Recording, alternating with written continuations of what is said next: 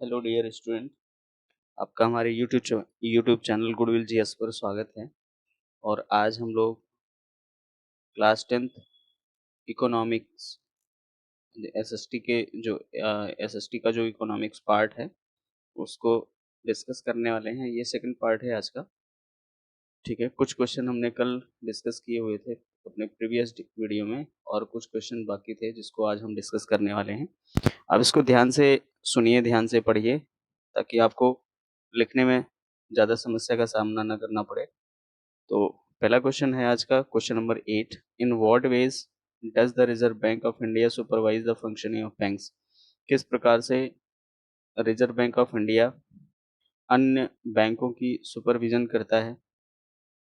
And why is this necessary? ये आवश्यक क्यों है?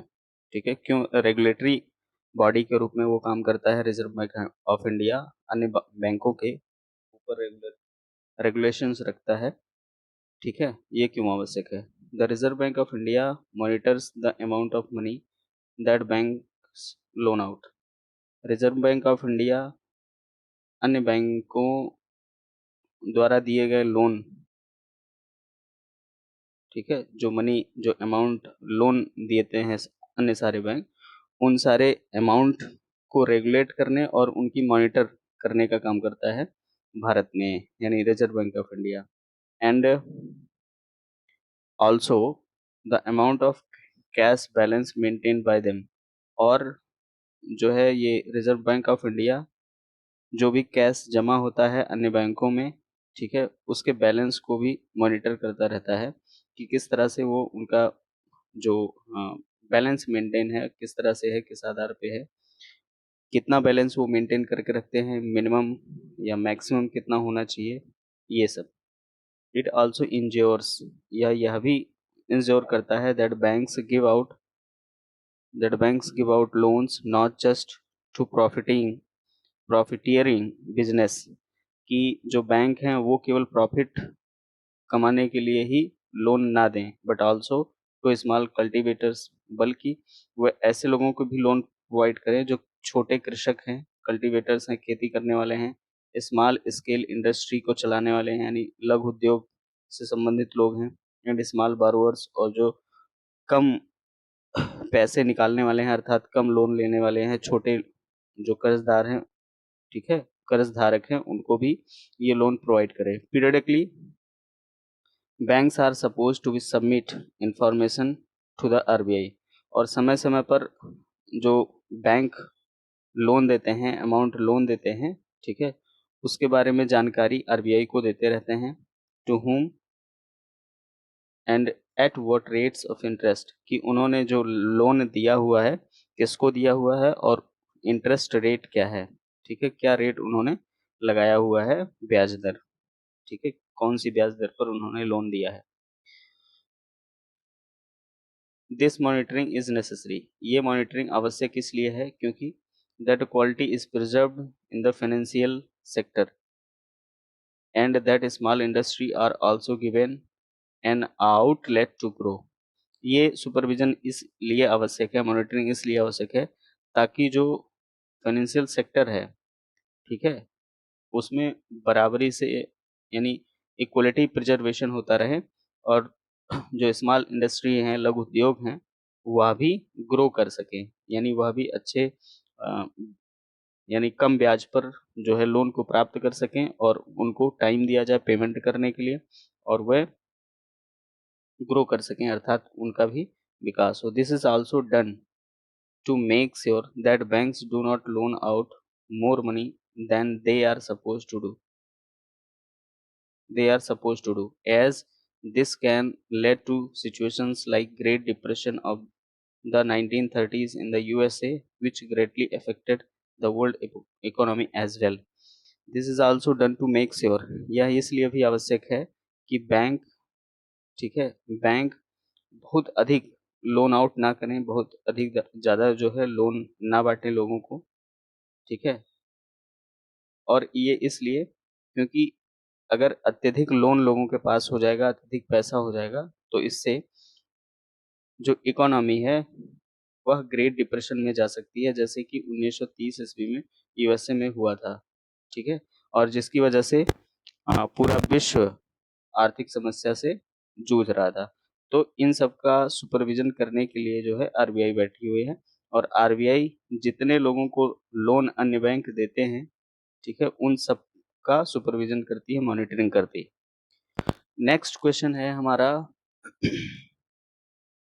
Analyse the role of credit for development. विकास के लिए जो लोन है, क्रेडिट है, उसका क्या योगदान है, उस पर उसका विश्लेषण करना है। यानी विकास में क्रेडिट के योगदान का विश्लेषण कीजिए। The role of credit for development is very significant as mentioned below. ठीक है, बहुत ही महत्वपूर्ण है, बहुत ही आवश्यक है, जैसा कि नीचे बताया गया है। यानी जो रोल है डेवलपमेंट के लिए क्रेडिट का, वो बहुत ही आवश्यक है। पहला, it helps in increasing economic activities of the borrowers. यह लोन लेने वाले अर्थात कर्ज धारकों की इकोनॉमिक एक्टिविटी को इंक्रीज करता है, अर्थात वे अत्यधिक मेहनत से जब उनके पास जो है इनकम जनरेट करने के साधन उपलब्ध हो जाएंगे, पैसे जो वो बैंक से लिए हैं उसके द्वारा, तो वो अपने इनकम को जो है इंक्रीज करते रहते हैं। If credit is made available to the poor people on reasonable terms and conditions. अगर गरीब लोगों को जो लोन मिला है वो आसान शर्तों और नियमों पर मिला हुआ है, तो they can improve their economic condition. वे अपनी आर्थिक स्थिति को सुधार सकते हैं। This will help in the overall development, और इससे जो है ओवरऑल डेवलपमेंट में सहायता मिलती है। ठीक है, सहायता मिलेगी। क्रेडिट में increase the activities in the secondary sector. Secondary sector में यानी जो औद्योगिक क्षेत्र है उसमें, ठीक है, उसकी एक्टिविटी को बूस्टअप मिलता है लोन की वजह से या क्रेडिट की वजह से। ठीक है, दैट इज ईड ईस्ट।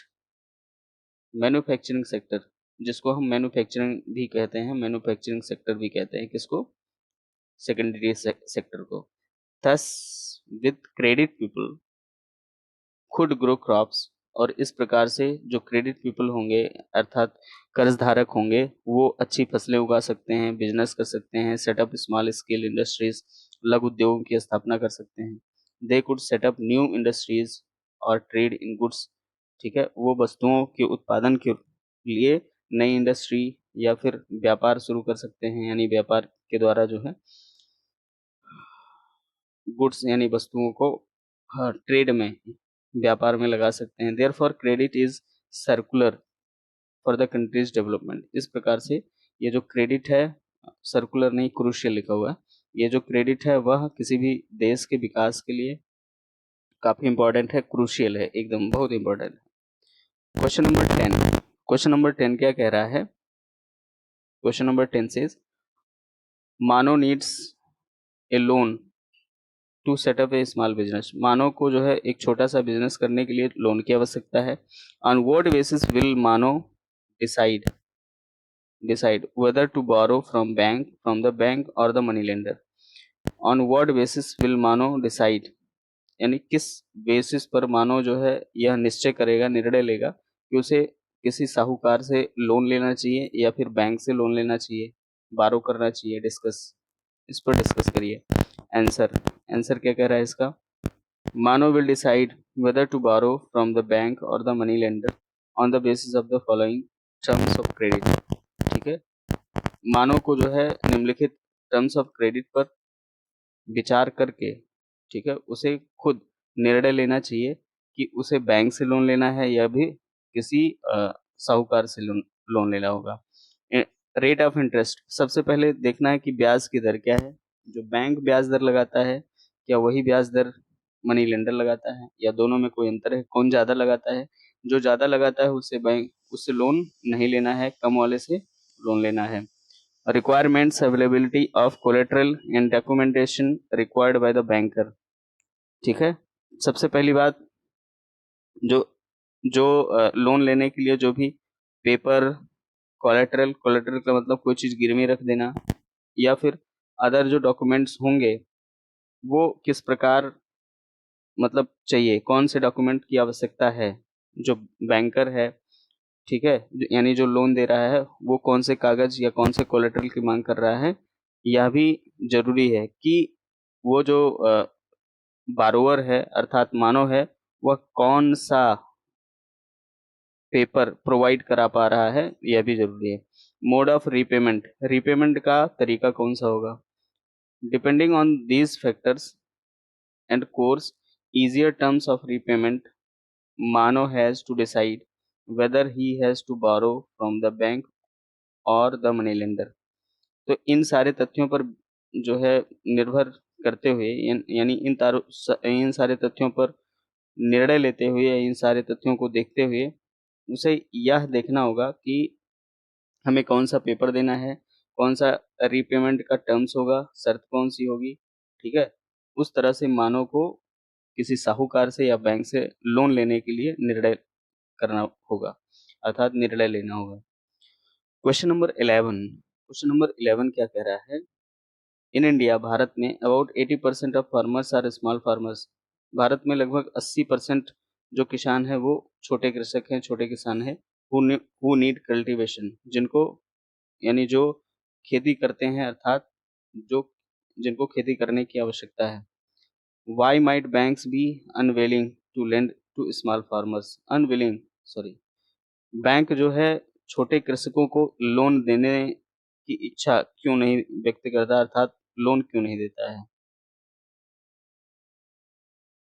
बैंक छोटे किसानों को लोन देने से कतराते क्यों हैं, पहली बात, ठीक। सेकंड है,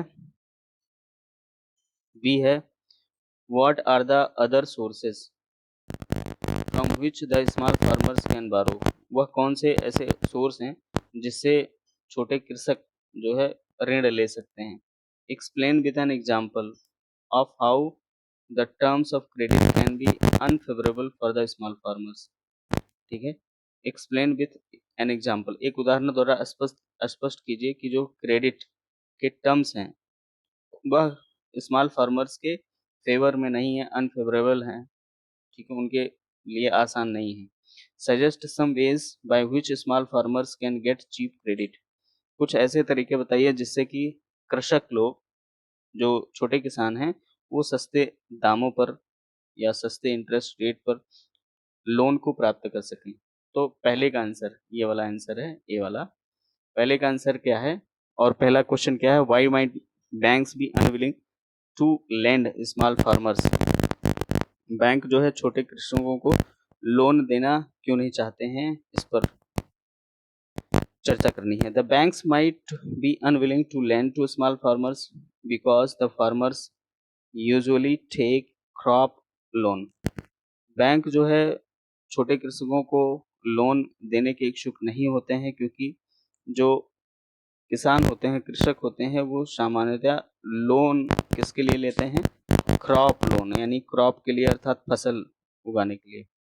at the beginning of the season, और कब लेते हैं, सीजन के शुरुआत में, यानी जब भी उनको सीजन की शुरुआत यानी बुआई करनी होगी तब वो लोन लेते हैं। And repay the loan after harvest, और कटाई के बाद यानी हार्वेस्टिंग के बाद वो रीपेमेंट करते हैं। Repayment of the loan is dependent on the income from the farming, और ये जो रीपेमेंट है लोन की वह उपज पर निर्भर करता है अर्थात जितनी बढ़िया उपज रही होगी, खेती हुई रही होगी, ठीक है, जितनी बढ़िया खेती होगी उतना अच्छा इनकम होगा, और उतना अच्छा इनकम होगा तभी वो रीपेमेंट अच्छे तरीके से कर पाएंगे अर्थात समय पर कर पाएंगे, ठीक है, अन्यथा लेट होगा। And in case of crop failure, और यदि फसल जो है बेकार हो जाती है, रीपेमेंट बिकम्स इम्पॉसिबल, तो जो बैंक के द्वारा दिया गया लोन है उसकी भरपाई या उसको वो लोग जमा नहीं कर पाते हैं। इन सच केसेस, और ऐसी स्थिति में the recovery of loan from the small farmers becomes very difficult, और इस सिचुएशन में छोटे कृषकों से लोन की रिकवरी करना बहुत ही कठिन हो जाता है। The small farmers have to sell part of the land to repay the loan, that is why banks do not want to give loans to small farmers, और उस लोन का रीपेमेंट करने के लिए छोटे कृषकों को अपनी जमीन का छोटा सा एक टुकड़ा बेचना पड़ता है ताकि वे लोन को चुका सकें। और यही सब कारण है कि बैंक जो है छोटे कृषकों को लोन देने से कतराते हैं, अर्थात लोन नहीं देना चाहते। बी जो क्वेश्चन है वो क्या कर रहा है, B what are the other sources from which the small farmers can borrow. वो कौन से दूसरे सोर्स हैं जहां से कृषक लोग, ठीक है, लोन ले सकते हैं। तो स्मॉल फार्मर्स यूजुअली बारो फ्रॉम मनी लेंडर्स और एग्रीकल्चरल ट्रेडर्स। ठीक है, स्मॉल फार्मर्स कहाँ से लोन ले सकते हैं, एग्रीकल्चरल ट्रेडर्स से, कृषक व्यापारियों से, या फिर मनी लेंडर्स अर्थात साहूकारों से। तो इन लोगों से वो जो है बैंक के अलावा लोन ले सकते हैं। तीसरा सी क्वेश्चन क्या कर रहा है, explain and with an example how the terms of credit can be unfavourable for the small farmers. छोटे कृषकों के लिए जो टर्म्स ऑफ क्रेडिट होते हैं, लोन लेने की जो नियम और शर्तें होती हैं, यह अनफेवरेबल होती हैं, इसको उदाहरण के द्वारा समझाइए। तो in case of failure of crops it becomes impossible for small farmers to repay the loan by selling their crops. ठीक है, यदि फसल जो है नहीं होती है, फसल फेल हो जाती है, अर्थात बेकार हो जाती है, तो स्मॉल फार्मर्स के लिए रीपेमेंट करना, फसल को बेच कर रीपेमेंट करना बहुत ही क्या हो जाता है, इम्पॉसिबल हो जाता है, असंभव हो जाता है, अर्थात वो लोन को जो है रीपे नहीं कर पाते हैं।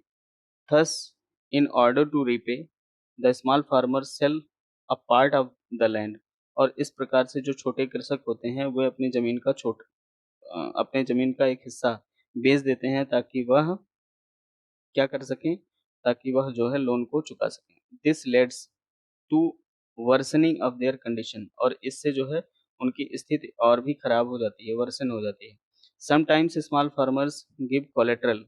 कभी कभी तो छोटे किसान जो है कोलेट्रल अर्थात कुछ गिरवी रखते हैं और सिक्योरिटी अगेंस्ट द लोन्स, या फिर कुछ सिक्योरिटी रख देते हैं ताकि उन्हें लोन मिल जाए। The collateral generally consist of land. और कोलेट्रल जो होता है वो सामान्यतः किस चीज़ों के लिए होता है, लैंड के लिए, अर्थात भूमि, कोई बिल्डिंग होगी, घर होगा, व्हीकल होगी, कोई कोई वाहन होगा, लाइव स्टॉक, या फिर कोई अन्य जो जीवन से संबंधित साधन है, वो कोलेट्रल के रूप में रखा जाता है। In case of repayment non payment of loan, यदि जो है लोन का पेमेंट नहीं होता है, the lender may sell the collateral. तो कोलेट्रल को जो लोन देने वाला है वो क्या करेगा, बेचेगा और अपने लोन को रिकवर करता है। अंडर एबव कंडीशंस, उपरोक्त स्थितियों में the terms of credit become unfavourable for the small farmers. तो उपरोक्त परिस्थिति में क्या होगा, जो लोन का टर्म होगा, लोन की नियम और शर्तें होंगी, वह किसानों के हित में नहीं होंगी, अनफेवरेबल हो जाती हैं, अर्थात छोटे कृषकों के हित में नहीं होती हैं। डी क्या कह रहा है, डी कह रहा है suggest some ways by which small farmers can get cheap credit. कुछ ऐसे तरीके बताइए जिससे कि जो छोटे कृषक होते हैं वे सस्ता लोन प्राप्त कर सकें।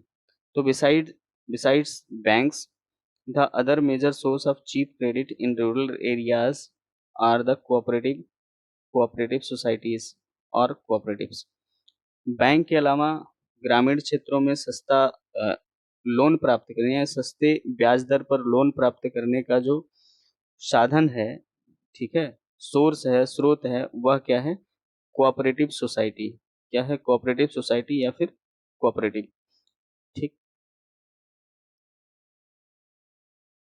Members of a cooperative society, जो कोऑपरेटिव सोसाइटी के लोग होते हैं, मेंबर्स होते हैं, pool their resources for cooperation in certain areas. ठीक है, तो वे अपने स्रोतों को एकत्रित करने के लिए कुछ क्षेत्रों में जो है क्या करते हैं, पूल करते हैं। The cooperative accepts deposit from its members. और जो कोऑपरेटिव सोसाइटी होती है वह अपने सदस्यों के द्वारा जो है डिपॉजिट प्राप्त करती है, अर्थात पैसा जमा करते हैं लोग उसमें। With these deposits as collateral the cooperative obtains loan from the bank. With these deposits as collateral, ये जो जमा राशि होती है यही कोलेट्रल के रूप में वो सोसाइटी बैंक से लोन प्राप्त करने के लिए यूज करती हैं कोलेटरल के रूप में। These funds are use to provide loans to members, और ये फंड जो लोन प्राप्त होता है बैंक से, ये कोऑपरेटिव सोसाइटी के मेंबर को लोन देने के लिए किया जाता है। ठीक है, इसका उपयोग। क्वेश्चन नंबर 12 है fill in the blanks. Fill up करना है। Number 1, majority of credit needs of the dash household are met from informal sources. तो इसमें भरा जाएगा poor household are met from informal sources. ज़्यादातर क्रेडिट की आवश्यकता गरीब लोगों को इनफॉर्मल सोर्सेस से क्रेडिट की आवश्यकता होती है, अर्थात लेना पड़ता है। ठीक है, कहाँ से मिलता है गरीब लोगों को अपनी आवश्यकता को पूरा करने के लिए लोन? तो इनफॉर्मल सोर्सेज से, जैसे मनी लेंडर साहूकार हो गया, या फिर एग्रीकल्चरल ट्रेडर हो गया। सेकंड में हाई भरा जाएगा, high cost of boring increase the डेब्ट बर्डन। यदि लोन जो है हाई इंटरेस्ट रेट पे है तो उससे डेब्ट बर्डन बढ़ेगा, अर्थात कर्ज का बोझ बढ़ेगा। Reserve Bank of India issues currency notes on behalf of the central government. Central government के बिहाफ पर Reserve Bank of India currency notes जारी करती है। Banks charge a higher interest rate on loans than what they offer on deposits. Bank loan पर अत्यधिक interest rate charge करते हैं, जबकि डिपॉजिट्स पर, यानी डिपॉजिट भरा जाएगा इसमें, जबकि डिपॉजिट पर तथा जमा पर कम इंटरेस्ट रेट देते हैं। Collateral is an asset. Collateral क्या होता है? एक प्रकार की पूंजी होती है दैट द बारोवर ओन्स, जो बारोवर अर्थात कर्ज धारक जो है उसका मालिक होता है। And uses a guarantee until the loan is repaid to the lender, और वो जो है गारंटी के रूप में लेंडर के पास जमा रहता है जब तक कि लोन का रीपेमेंट नहीं हो जाता। तो इसमें कोलेटरल भरा जाएगा। क्वेश्चन नंबर 13 है, ये ऑप्शन से है, choose the most appropriate answer. ठीक है, मोस्ट अप्रोप्रिएट आंसर को चूज करिए। 2 क्वेश्चन है इसमें। इन द एसएचजी जो सेल्फ हेल्प ग्रुप्स होते हैं, most of the decisions regarding saving and loan activities are taken by. तो एसएचजी के जो भी लोन देने से संबंधित, लोन प्राप्त करने से संबंधित, सेविंग से संबंधित डिसीजन होते हैं, ये कौन लेता है? तो ये कौन लेगा? Bank, members, non government organisation. तो ये कौन लेते हैं? मेंबर्स लेते हैं। बी वाला सही होगा। Formal sources of credit do not include. निम्नलिखित में से कौन सा फॉर्मल सोर्सेज ऑफ क्रेडिट में इंक्लूड नहीं है? Banks, employees, cooperatives and employees. तो एम्प्लॉयज ये इंक्लूड नहीं है, ये वाला आंसर सही हो जाएगा। तो ये थी आज की क्लास, जो हमारे क्लास 10th एसएसटी इकोनॉमिक्स के लेसन नंबर 3 से रिलेटेड थी, और आज की क्लास यहीं तक। ठीक है, ये इसमें हमने क्वेश्चन आंसर को डिस्कस किया हुआ है जो एनसीईआरटी के सॉल्यूशन के अंतर्गत। तो आप इसको ध्यान से पढ़ें और नोट्स बनाएं, अच्छे से समझने का प्रयास करें, ताकि आपको अच्छा सा नंबर प्राप्त हो। Have a nice day. Bye bye. जय हिंद, जय भारत।